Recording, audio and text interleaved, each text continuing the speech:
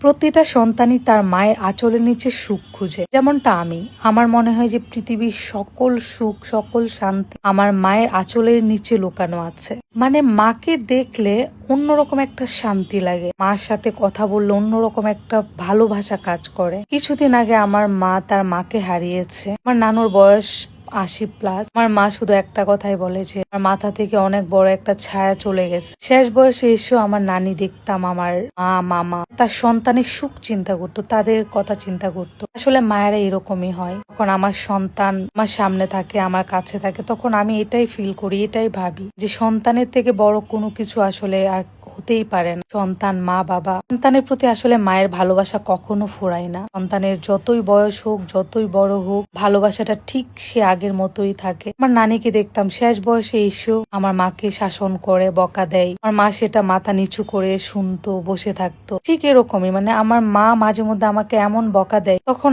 আমার মাকে আমি বলি আমি তো বড় হইছি। আমার মা বলে যত বড়ই হও আমার কাছে তুমি ছোটই। ঠিক দিশার ক্ষেত্রেই আমি কখনো কল্পনা করতে পারি না যে দিশা অনেক বড় হবে, ওকে আমি শাসন করতে পারবো না। আমার মনে হয় ওর যখন অনেক বয়স হয়ে যাবে, ও বুড়া হয়ে যাবে, আমিও বুড়ি হয়ে যাব, তখন ওকে আমি শাসন করব, আদর করব, ভালোবাসবো। দিন শেষে একটা সন্তানের সুখই মা চিন্তা করে। আমি আমার সন্তানের সুখ চিন্তা করি, ভালো চিন্তা করি। সবার মা সন্তান ভালো থাকুক।